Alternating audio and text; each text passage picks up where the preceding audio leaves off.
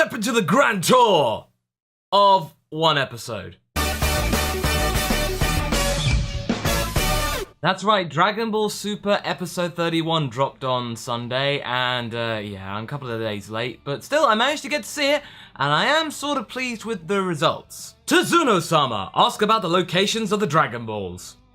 Now that's a descriptive title. It's Bulma and JAC-O time, and actually I think this is pretty good for where we are right now, because a lot of people who aren't familiar with the JAC-O the Galactic Patrolman manga might be thinking, well, who is this guy? I mean, he just seems to be like a whiny little moaner and all that kind of thing. I don't want to do anything.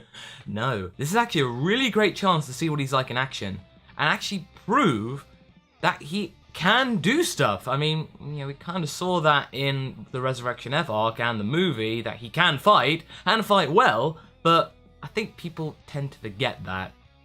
I mean, I can't blame them. I mean, he is a little bit whiny. Come on. Besides, he deserves a little bit of a backstory. I mean, he's been around the anime long enough. I mean, he's earned it. I mean, that's how anime works. What I really like about this episode is that Bulma is actually seen to be the kind of temptress, scheming little girl that she was in Dragon Ball.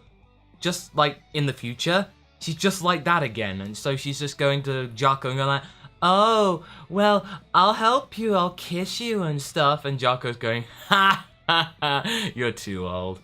Slap. It's good to see that kind of original character shine through again. But the whole premise of this episode was for JAC-O and Bulma to go and find the locations of the Super Dragon Balls in Universe 7, their universe.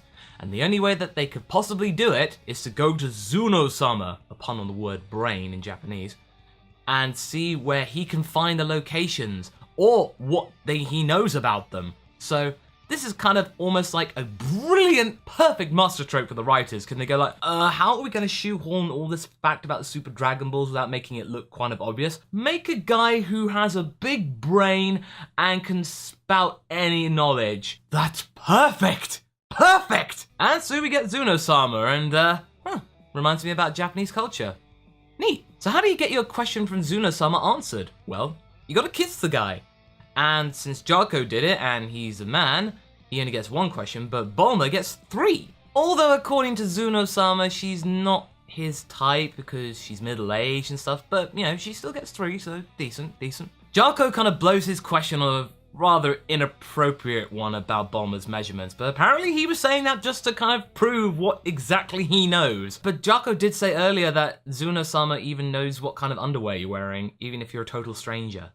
So it's kind of a bit irrelevant in that case. Funny little side plot is that JAC-O is after Bertman, who's been accused across the galaxy for eat-and-run incidents, and Bertman just so happens to turn up at Tsuno-sama's palace wanting to get a question. And actually it's a really, really cool way about how Bulma and JAC-O are able to get audience with Tsuno, because originally they had to wait 7 years, but since they're able to save them from Bertman's kind of hostage situation, you know, they were able to get their question answered. So, you know what? That's actually a pretty convincing way to get it. So, you know, again, writer's top job. After some pratfalls, Bulma does get what she wants in terms of answers. Well, kind of. Here's a little crash course for you all. The Super Dragon Balls were created by the god Zorama, and they are 37,000 kilometers wide, so that's pretty big. And the stars inside of them are actually starfish marks, so, you know, it's something I didn't know, so,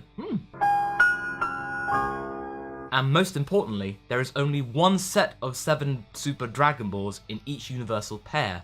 So actually, it kind of means that the whole subplot of Bulma trying to make a Super Dragon radar to kind of counter Beerus is kind of irrelevant. There could have been like a whole new GT arc kind of happening, but, you know, that being said, it kind of would have been irrelevant and it would have really taken the pace away from the main plot. So I kind of understand that, but it would have been sad, but I understand.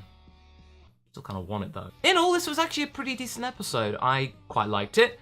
It's more than just filler, because I felt like it had more to do with the story, and actually it kind of solved the question about the Super Dragon Radar, about the Super Dragon Balls in general, so it did hold some importance with the story. So I consider this more than just typical filler. Also, that green-haired girl, that is Bulma from a flashback. Some of us thought that that might have been Bra for some reason, but, you know, it's now been confirmed. Bulma confirmed. Bulma confirmed. Anyways, thank you guys for being so patient, and be sure to tune in next week for episode 32's review. And actually, based on the previews, kind of looks really cool. So I'm looking forward to that. Keep up to date with all my episode reviews as well as my other content by subscribing to this channel, and don't forget to check me out on Twitter. So until next time, guys, catch you later.